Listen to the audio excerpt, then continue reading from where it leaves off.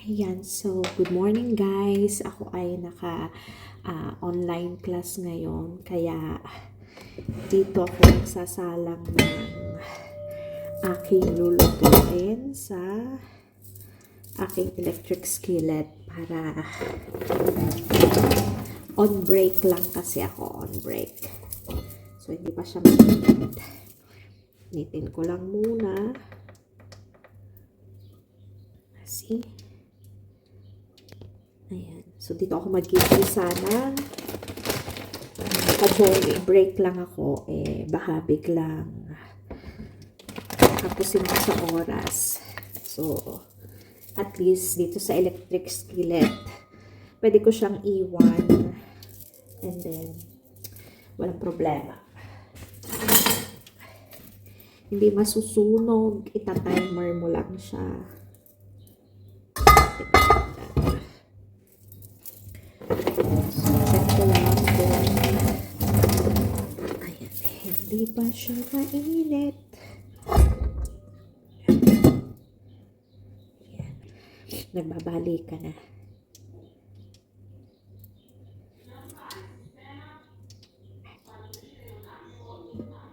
Ayan. Lagay ko na yung aking garlic. Pwede naman po. Hindi na ako naglagay ng ng mantika. Wala. No need na. Ginisang walang mantika. Sibuyas.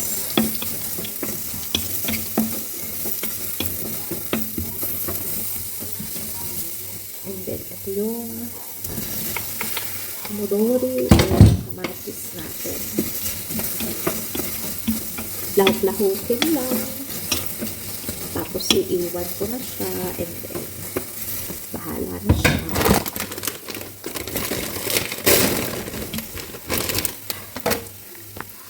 So,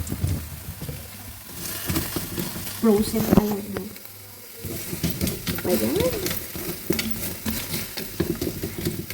So, pakulan ko na lang siya. Then I'll be back kasi naka-on na yung online ko. See you later. Ayan, so nag-iingay na siya. Ibig sabihin ay nasa boiling point na siya. Ayan. See?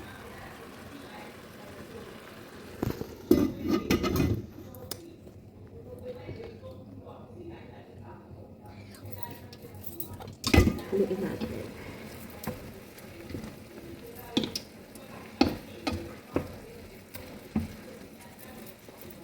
Actually, no need ng haluin. Timplahan na lang what you want to put. Konting pepper, black pepper, kaunting asin. Yan.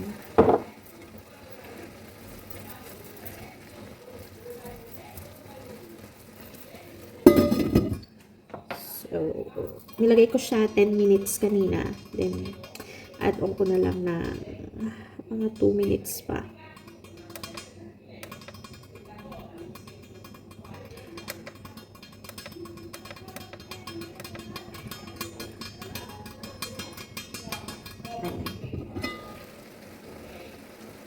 Tingnan nyo. Let's see.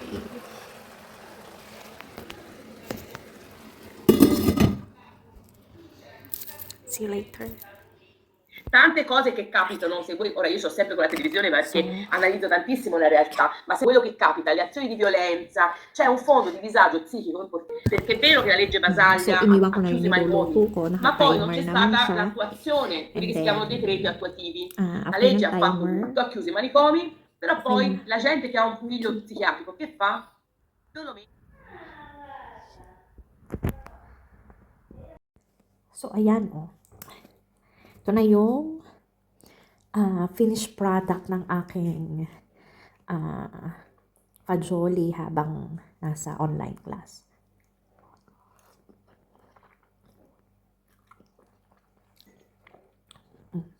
Sarap.